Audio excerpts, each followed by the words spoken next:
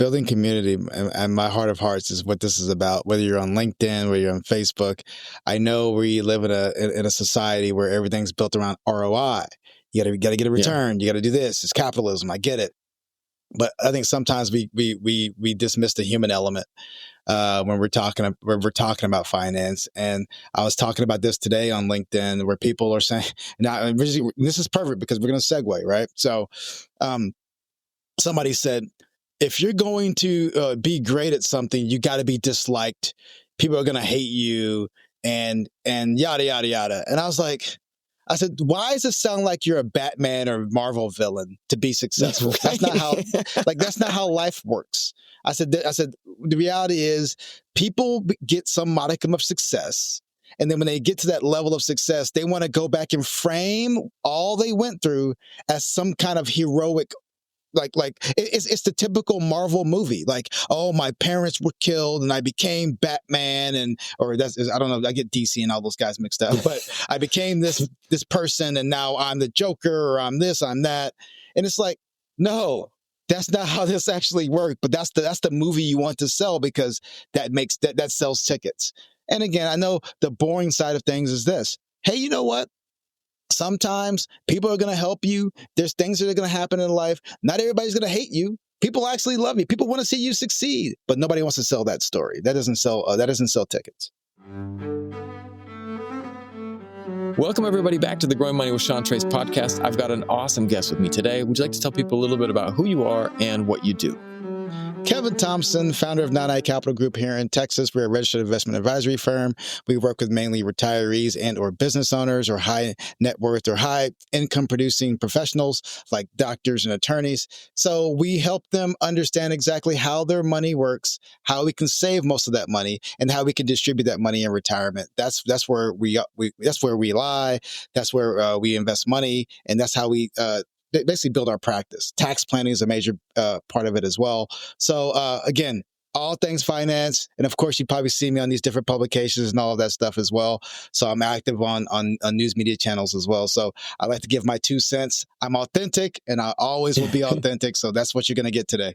I love that. Well, see, that's what I feel is so needed with this, because, there are a lot of cookie cutter answers, you should do this. But, when we were just before this podcast started, we were talking about Ilani's little world. And Ilani, I asked you the save, spend, and how to share it with others question, because I'm going to tell people a little bit about, I'm proud of my daughter right now. She's been starting her own business. So as I've been growing my business, she's been actually inspired by watching me and do what I do and everything. And she's like, Dad, I started growing my own business as well. I was like, well, her first business was in Minecraft. So she plays Minecraft online, and she built a little store where people could come and trade with her for different items. And she was like, one of the funny things was she had an employee that came and worked for her and was lazy and didn't do anything. She's like, I don't know what to do. This guy wants me to pay him and he's not doing anything in the store. And I said, these are challenges that people can have. Yeah. But when my wife and I went to the US, we brought back erasers, like little pencil top erasers, because those are like not a thing in Vietnam. I remember as a kid, I had them because your pencils, when you finish up the eraser, are kind of like worthless. But when we brought these back, her and her classmates were blown away by this. And I was just like, wow. And she wanted to start giving them away. And she said she was selling them. If she sold one, it was free. But if you wanted two, it was $10. I said, that's a pretty big jump right there. Yeah. But she was enjoying giving it away, which was a very authentic thing. It wasn't about the money. It was about sharing it in this connection. And I sat there and looked at it and I said, you know what you're doing is not a great business tactic right now. Maybe it is actually, but what you're doing is building community. And that's a powerful thing too, Building community and my heart of hearts is what this is about. Whether you're on LinkedIn, whether you're on Facebook, I know we live in a society where everything's built around ROI. You got to get a return. You got to do this. It's capitalism. I get it, but I think sometimes we dismiss the human element when we're talking about finance. And I was talking about this today on LinkedIn, where people are saying, now this is perfect because we're going to segue, right? So, somebody said, if you're going to be great at something, you got to be disliked. People are going to hate you, and yada yada yada. And I said, why does it sound like you're a Batman or Marvel villain to be successful? Right. That's not how life works. I said, the reality is people get some modicum of success.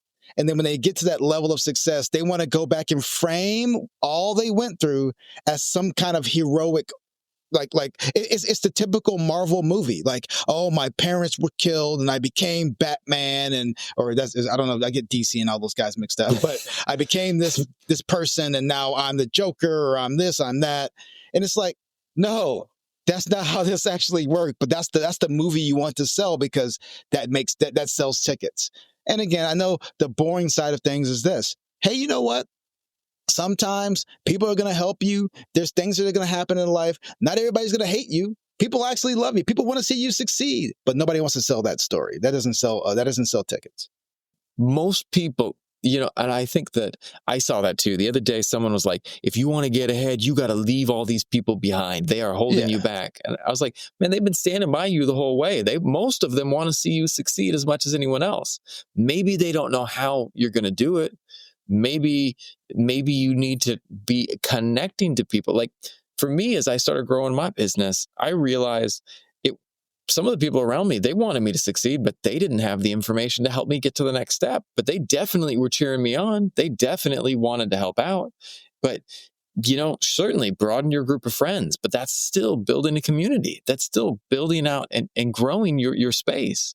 Yeah, and just because someone doesn't know how to give you that next movie to the next level doesn't mean they're holding you behind. They just don't know how to do it. Like, I don't know. Like, I can't sit here and tell somebody how to do brain surgery. I don't know. I'm just gonna say, hey, go do brain surgery, right? I don't know anything about it. So you're gonna have to align yourself with more people that are in that brain surgery world that can get you to the next step. So people mistake that, oh, well, you can't help me, so you're against me. No, that is a falsehood. That's a narrative that's designed to not only divide you from your cohorts, but ultimately make you feel like you're better than.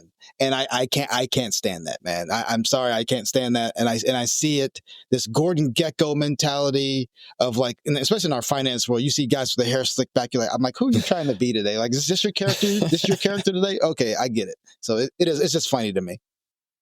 I literally, like 25 minutes ago, saw someone with the hair slicked back, so I know exactly what you're talking about, man. It's like, I saw that. I was just like, wow, yeah, man. Hey, but it is. One of the fun things, long time ago, I did some acting in LA. When I first moved up to LA, I did some background acting. And one of the funniest things, it was one of the most fun things I've ever done. Going to show up to these movies, and for one day, hey, you're a doctor today. Oh, okay. And they dress you up like a doctor. Yeah. And you know what was crazy? One of the things that you notice is that people start playing the role. And so there's a guy, like, his name is Travis, right? Travis is like, does nothing, works at Guitar Center during the day, got this gig during the week being a doctor. But on set, everyone's treating Travis like with respect. And like Travis is like walking, strutting his stuff, and like, you know what I would do. And there's other people like, well, what would you do, Travis? He's like, I would cover that with, this is, and people were listening to him because it was the look. And it wasn't necessarily that Travis had. I would not want to listen to Travis for any health information. But, when you get someone dressed up in that, and hey, I'm sure Travis in his domain, you roll up into Guitar Center and he can show you a thing or two about those guitars. But in the other domains, it's not. So it's really interesting because we do have this preconceived idea about people who are knowledgeable and not. One of the greatest people that I ever met financially was this old guy that just worked at my old school. And he was, one of the senior teachers, did not make much. He was a teacher's salary, but the dude invested like crazy. And one day, I was like, what's it like to be a teacher? It must be tough on your salary. And he was like, nah, I'm fine. And I was like, what do you mean? And he's like, I've invested my whole life. I've got, X number of million in the bank. I'm fine. And I was just like, well, how did you do it? And he's like, I don't buy what I don't need. And I was like, well, what else? He said, no, that's it. I don't buy what I don't need. And I was like, what do you not need? And he's like, most everything. There's not much that I actually need. Let's talk about that for a second, because I know that's I talk a lot about that, right? Like we talk about America, GDP, consumption, 70% of consumption, right? And when we're having these discussions, why are we consuming so much? Like, why do you have 25 pair of shoes? Why do you, well, Right? okay, that's fine if you like it and that's your hobby and all the other stuff. But at the end of the day, you're driven to consume. And if we stop consuming stuff that we don't necessarily need, what would happen to the United States economy, right? It would just basically start going, it's a house of cards. So they put everything in your ethos about consumption. You need this. You want this. Look at this person. This person has more money than you. And the issue here in our state is that everything is built around financial well-being. This person's better than you because they have more money, or this person's knowledgeable because they have some level of wealth. And Scott Galloway said it best. He said, well, I went to an elite school. Hey, we all worked hard, right? We all worked hard, but at the end of the day, like sometimes people get breaks in life. Like I got a break. I sold my business. Now I have a bunch of money. Doesn't mean I worked harder than anybody else, but we have this notion about hard work and I'm a genius all of a sudden because I got this level of wealth that you have to listen to me. And that's the world we're living in right now.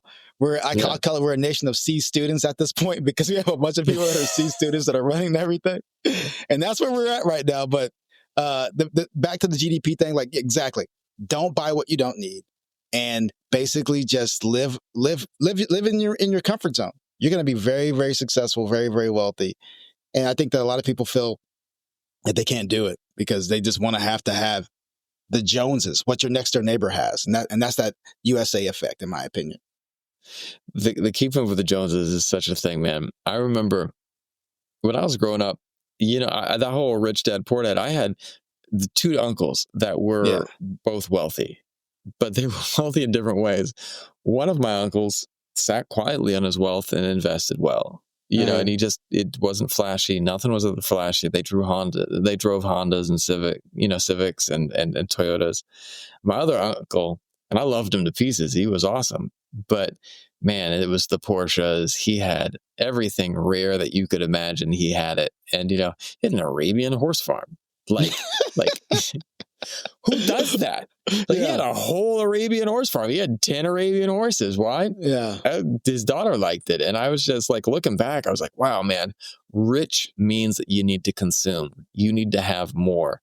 And I mean, we would go places and I would see the state dinners, it was just so much money going everywhere. And I was like, growing up, I was like, that's what it means to be rich, because we see that type of wealth. We see that type of flash.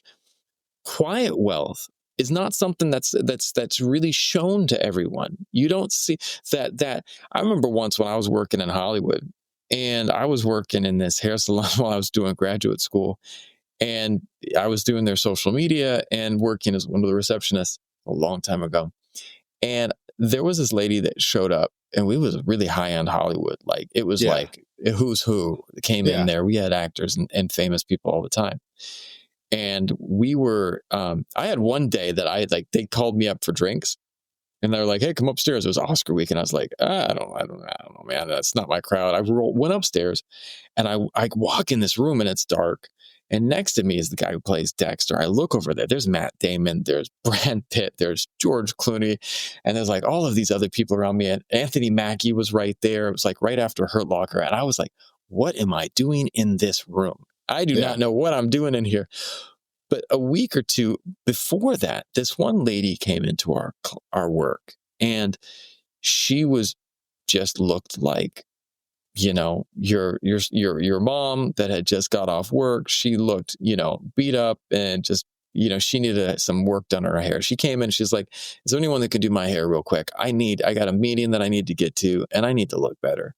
And all of the stylists were like, this lady just looks like a bum, man. I don't want to work on her. And there's one guy named was Craig. Craig was cool as hell. Craig's like, I'll take care of her. And, I was like, and everyone was like, well, she might not have a lot of money, man. He's like, it's fine, man. I've got enough money myself. I just want to help someone look good today. And he took care of her. He made her look like, so great, got her all cleaned up. She walked out and my boss walked in right as she's leaving. And my boss is like, I really hope you guys took care of her. And I was like, what are you talking about? I was like, that lady, the lady that looked like it was rare, like whatever. She's like, she's one of the big heads of one of the studios here in Hollywood. And, and like, it was quiet money, man. It wasn't the flash. It wasn't that. And we don't see that. What we have modeled for us on social media, we have modeled for us everywhere is that flashy, loud wealth. But the quiet wealth is the really powerful wealth. I've always said this. I said, who would you rather be? Would you rather be the guy who retires with, say, has $5 million of assets, he's got plenty of money, or the guy that retires with, say, 100,000, but has $300,000 worth of guaranteed income that he doesn't have to worry about coming for the rest. I mean, he's like, this is going to come to me whether the market's up or whether the market's down, versus the guy that has all the money, but he doesn't know how he's going to distribute it and in the sequence of returns. So it's all about, it's all about kind of just wealth. To me is stuff that you can never outspend, versus rich being like, hey, I got to figure out how I can keep it, and that's the difference between the $5 million guy and the $300,000 pension guy coming to the door. So yeah, you're right, man. 100%. How did you find this path? Because talk to me about you started in baseball. How did you move into finance? Talk to me a little bit about that. So started with the Yankees, made the big leagues in 06 and 07, finished with the Oakland A's in 07, and then I was designated for assignment in 08, picked up by the Pirates, and then I tore a tendon in my wrist in 08, and then how I got in this, I was making a little bit of money. So I started investing it with this group called the Stanford Company. I'm not sure if you're familiar with the Stanford Company, but the Stanford Company, what I found out in 09-ish was a Ponzi scheme. So when I was rehabbing from my injury, I was going back to school for my finance degree because I fell in love with the industry of finance. And then I see him walking across the screen in handcuffs, the guy that owned the financial firm that my money was with. I was like, oh, crap, this is crazy. So I went into the industry. I tried to come back. I was getting a little old in the tooth. So I went full board and got my degree. And lo and behold, I just fell in love with it. I don't trust the industry, quite frankly, because quite frankly, a lot of the industry doesn't look like me. And they don't give a damn about me. I'm just going to be really honest. And so who better to protect my money than myself, or who better to protect my community than myself? So I'm here as a voice. I'm here as a person that can give financial knowledge and kind of bridge that gap, especially when people in my community come and ask me questions about, hey, Kevin, what do you think about this? I can be that voice of reasons, just to give them a little bit of light about how, because a lot of people talk fast and they use big words in this industry. And my job is just to parse through all of that, like, oh, that's garbage, that's nonsense. Here's what they're trying to say. So, but that's the reason why I'm in the industry, because I really don't trust it, and I've been a victim of it previously. One of the things that I've always noticed is that the financial industry is it's very isolated, and it's this group of people that are like kind of insulated themselves, and they all understand it, but they all understand this knowledge that a lot of other people, I mean, how many times have we had financial schemes where people have just well-meaning people have gotten wiped out? It's not once or twice, man. Chuck Ponzi, Bernie Madoff, Alan Stanford. I mean, there's name after name after name, and it just grows longer. And then when the tide goes out on this next bubble, that's gonna come. It always happens. You're gonna find more and more and more. So yeah, 100%. But it's the cool thing is that there are people out there. I've got a financial planner that I started working with. One of the most awesome people I've ever met. Just a down to earth, awesome human being who makes me feel safe about money, because I always was, I grew up in a family where, my father, I love him to pieces, but it was a conservative Christian. Money's the root of all evil, and money, we don't need to have that money because, the world's not going to be here much longer. And then sitting there, and we'd have these conversations, and I'd be like, Dad, I've got a daughter now that, you know what, I know we have different beliefs, and I love and respect what you believe, but I have to think about how to plan for her college. I've got to think about how to plan for not being a burden on her when I get older, and these are things that are very real world. And the interesting thing is what I come back to is that beliefs about money are such a big thing. And there are so many of these beliefs about money that we don't even know we have. And they are cultural too, whether that be a culture of a regional area. I mean, because I see between my wife's family and I live in Vietnam, and she's Vietnamese and I'm American, and we have very different ideas about money. And and it's not one is right or the other is right, but it's just like you have these things that you don't even realize until you're able to step back from your own bubble, and you sit there and go, wow. When I talk to people on this podcast, I want to actually, when I was flying, I just flew back through Qatar. You want to talk about money? Yeah. Whoa. That's like when we were right flying. That's funny right there. We were flying through Qatar. All of the advertisements on the airplane were like, do you need an investor? We're here to help you. And it was like showing pictures of gold and diamonds. And I was just like, wow, it's such a there's so many different mindsets about money and wealth and abundance, And so can you talk to me a little bit about beliefs about money that you often see people running into and how you help them, whether that be in your community or just in people in general? So I have a bunch of my investor base kind of spans from ultra wealthy people to like basically people both sides of the spectrum. And you see it. You see people that are like, they want to, they're big. They want to give everything they got, and they want to be huge in legacy. And you see some that are like, hey, I don't care. I'm not leaving anything to my kids. They can figure it out on their own, right? So there's always these different opposite ends of the spectrum.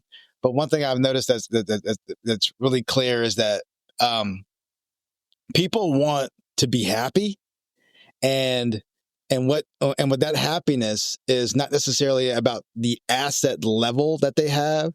It's more about not only what it produces, but I'll put it this way: everybody does a really good job of planning towards retirement, but they do a poor job planning for retirement. And what does that basically mean? Yeah. Oh, dude, elaborate on that for me. That sounds awesome. So we can, I got this big asset. I'm good. Great. I'm ready to go. And then day one, okay, so what are you going to do now? I don't know. I never thought about that. I just thought about getting a bunch of money. You have to plan for what does day one, week one, month one, year one, et cetera, et cetera, et cetera. What is that going to look like? Because until you have an idea of what your day-to-day looks like, because now you don't have the 30, 45-minute drive to work. You don't have the 8 or 9 hours every single day you've been doing for the last 30 years. What's the rest of your life look like? And a lot of people are like, man, I don't know. And that's the scary part. That's what keeps people in the seat most of the time, because they're scared to figure out what's next. But for some, like the people that we're working with, we're like, we got to figure this out today, because that's going to be a month from now, a year from now, 2 years from now. We got to get ready today. So you're ready for that, for the jumping off point, because the last thing you want to do is sit there and be like, now what? I'm just in my garden looking around. That's a scary, scary thing, my friend. Trust me. I've had some family members who are dealing with that. And, like my dad, I love and respect my dad. One of the things is, as he got further on in his career and was approaching retirement, he was like, I need something to do when I'm done, with work. So he went back and studied massage therapy and started learning to teach massage, because he's like, he worked in business and marketing, and finally, I want to do something that helps people. And he is still, he is 79. He's just come up on 80 next year, and he is still going strong. And he is just like, he's still doing massage, still teaching massage. And it's that purpose, because, it's a lot of people, they get to that point and they're like, whoa, what do I do now? My grandpa, he got to that point and he couldn't stop. He worked as a dentist until he was 93, because he's like, he couldn't imagine anything else, but it was, he was happy, and so that was important for him, 1,000%, 100. That's 1,000,000%. It's all about being happy, and it keeps your mind and your body going, because the worst thing you can do is go and become sedentary. That kills you, man. That destroys you. It does. What money habits separate people who build wealth from those who lose it? it's all about savings rate, man. I said this earlier, not on this show, but on a show before prior. If you have if you're making $100,000 a year, you can either save 4% in your 401k, right? Save 4% in your 401k, and let's say you get 8% in the market or whatever. What's that? Over a 10-year period, that's probably roughly around $57,000 and some change. Oh, Kevin, but you're forgetting the employer match. Okay, so let's double that. Now you have $115,000 over. It's $117,000 over a 10-year period. But think about this: if you have that same $100,000 and you just did a 20% savings rate over that same 10 years, I mean, think about that. That's a couple $100,000 sitting in an account. That's a 0%. You're golden, right? So it's all about savings rate. It's not about rate of return. Yes, rate of returns are good, but savings rate is the key. That's the most important money habit anyone can achieve, is having a higher savings rate. And like the guy said it at the school, I just saved my money and invested it. That's it. There's nothing else. There's no magic bullet to this. That's all it takes. We want to complicate things, but the reality is, you're not rich because you're spending money. You're rich because you're not. You're saving it, you're putting into things that are more important. How do you coach clients to handle wealth and handle money without letting it slip away, or just to go in the right direction? Well, so depending on the client, of course, what's funny is how the psychology of this stuff works. Some people feel a certain way when they have wealth. They feel like they don't deserve it. Yeah. They'll have, I got $4 or $5 million. I feel yucky. I'm like, what do you mean you feel yucky? He said, I feel like I've done something wrong. I said, you shouldn't feel like you've done something wrong. You've whether it's an inheritance or what have you. This is what's been provided for you. Now it's your turn to be a good steward of this for the next generation. So how I coach people is just basically being a strong steward to your causes. We have a lot of clients doing a lot of charitable giving, making sure that's coming out of their IRAs, especially if they're getting qualified charitable distributions, making sure that people have the ability and awareness to give money to certain classifications of individuals that they believe in. So my coaching style is just making sure that stewardship, heartfelt organizational mindset, that when you have this wealth, don't be afraid to share it if you have causes. And again, let people know, like, hey, if this is what you want to do in regards to putting this money at KERA or PBS or whomever, let's go ahead and make it happen. And I'll send the money out. I'm a big proponent of that. There was there's so much about it of discipline as well. I was reading this one story about this this guy he was I think he was a American football player, and he wanted to buy a new Tesla Cybertruck, and and he found one, and it was marked up $100,000. Yeah, I saw this about his advisor saying no. Yeah, his advisor said no, and he was like, "Yeah, he's done." And I was like, the discipline. I mean, I taught children for a long time, and like as a teacher, you leave a cup with candy on the table. You know what's going to happen to that candy? It's gone. Yeah, it's gone, because most of us, kids, adults, can't handle it. It's like, I love my mom. We bring back, every time we fly from Vietnam back to the US, we bring these pistachio cookies that are just absolutely legit. My friend Amy makes them here. They are so delicious. And for my mom, they are like absolutely like, it's kryptonite for her. She has no willpower over these things. And like we were like flying back the next month, and we're like, hey, we'll bring you some cookies. She's like, no, don't bring me. She's like, no more than 4. And I was like, okay, we'll bring you 4. She's like, any more than that, I'll still eat them. And she has no self-control over these cookies. Other things she's the whole okay box, man.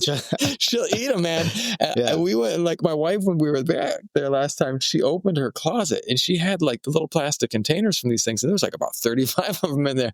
And she's like, I thought she gave them away. And my mom came in and saw it. She's like, no, I eat them, so don't bring them. And I was cracking up because, my mom was joking about it, but she has no discipline over these things. but yet you see it too. It's not easy. I remember once I came into a little bit of money, and suddenly, and I didn't recognize this until I read the book, the Profit First book, and where they were talking about, like, if you have a bigger plate, you'll just eat more. It's like you go to a tapas bar where they got these little tiny plates, and you'll just eat less, because we sit there and like, oh, hey, I've got $10,000 in the bank. Time to go spend $10,000. And there's this lack of discipline, and you have to reframe your whole mindset to sit there and go, you know what, I'm not going to. And it really is. There was someone who came on and they said, one of the most important things is like the 48-hour rule. You sit there and you might want it really, really, really bad. Can you give yourself 48 hours? And then in 48 hours or 72, come back and say, do you still have that same desire? Is there still that same urge? That's powerful. I like that. I like that 48-hour rule. I never use it. I mean, I'm going to say this, like, I have a different mindset about things. Talk to me.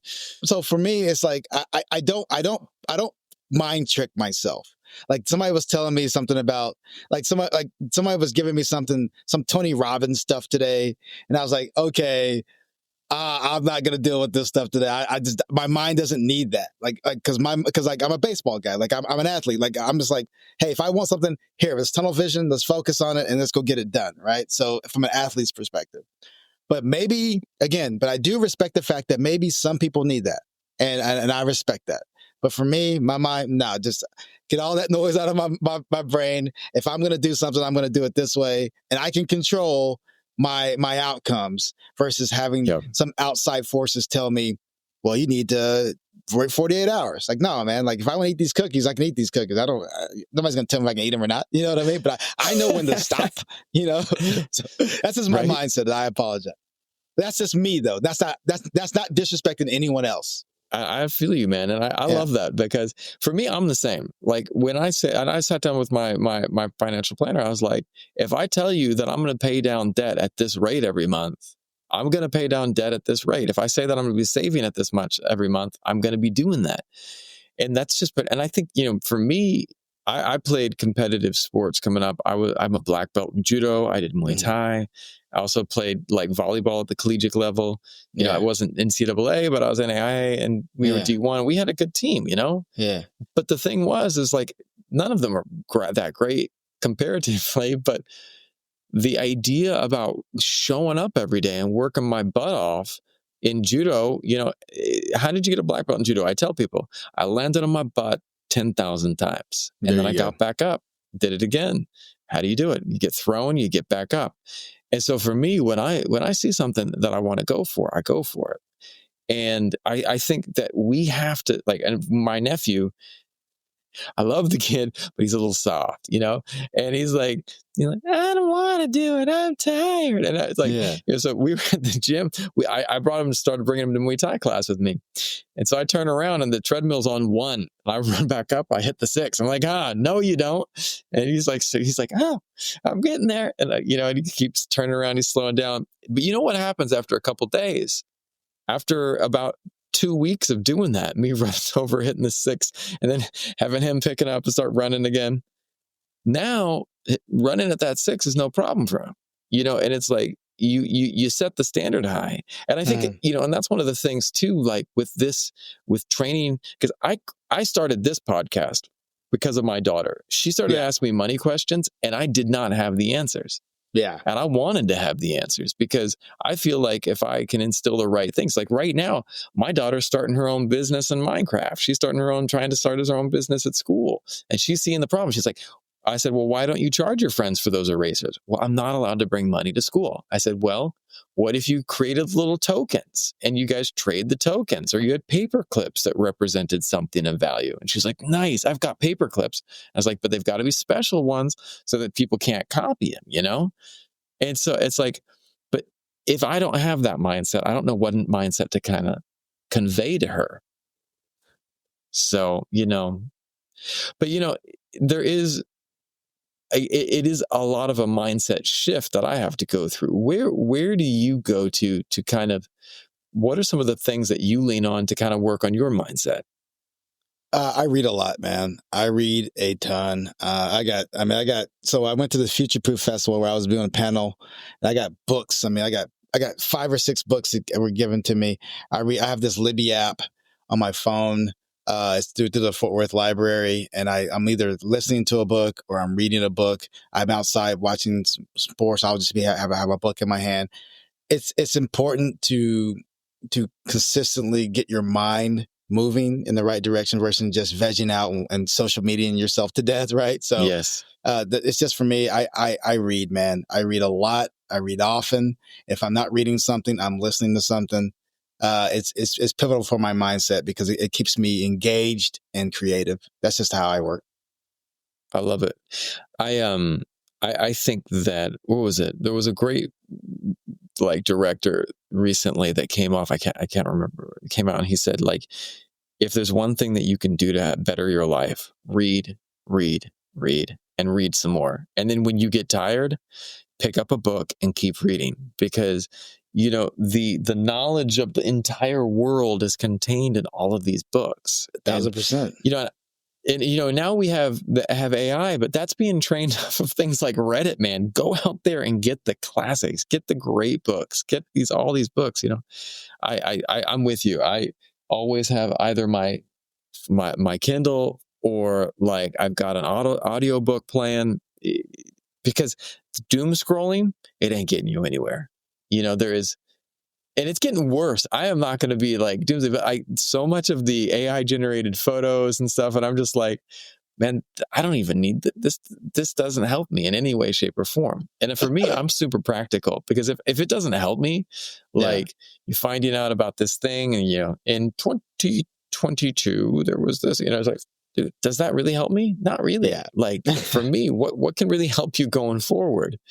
But yeah, man, that's awesome. Let me ask you one last question. If you could go back in time and give yourself some financial advice, what financial advice would you give a younger version of yourself? I would tell myself not to buy the 2001 Tahoe and not to trick it out. I got my bonus, man, and I did what all dumb kids do. I mean, back in the days, it was like, oh, you got to get the 22-inch rims, you got to get the screens, and you got to get the sound system, and you got to get all the TVs. I did it all, man, and got my $150,000 bonus. I put $50,000 worth, and the truck was only $30,000 at the time, which is crazy to think about. But then I put another $15,000-$20,000 worth of just toys on it. And next thing you know, it was something that I enjoyed at the time. And it made me feel good as far as accomplishment perspective. But going back on it, I was like, man, I didn't need the headache of always worrying about if my car is going to get broken into. Like, I wish I said, why do I want to live with that? Like, why do I want to live with, hey, my truck, I got to protect it. I need to be worried about making it to the big leagues. Why am I worried about this stupid vehicle? And going back, I should have just said either A, get the same Tahoe, but just leave it like it is, and who gives a damn about it, right? So that's one thing I would tell myself is be more practical. Yes, get the Tahoe, that's fine, but don't do all the extra stuff. Who are you trying to prove? What are you trying to prove? Why are you trying to be like the Joneses? Like, because my buddy did it to his, so I got to do it to mine. It was just kids being kids, but that's one thing I wish I didn't do. Even though I did enjoy it, I could have done without it. I understand that very well. I think one of my favorite TV shows, I think I'm a little bit older than you, but I still think that I love the TV show Pimp My Ride back in the day. And I was just like, oh man, Exhibit in on there, and like they were doing the craziest things in there, and I just was like, put the fish tank in people's cars. The fish tank in the car. I was like, what are you doing, man? No, but that's what's funny because I wasn't crazy like that, but I was just thinking, like, why am I so worried about this material possession? It's irrelevant. Right. And my car was broken into by 4 or 5 times, but I was like, why do I care so much? And then finally, when you get older, you're like, my next car is just going to be stock. I don't care. It gets me from A to B. It's a vehicle for a purpose, and that's just where my mind is. And I wish I had that same mindset when I was a child.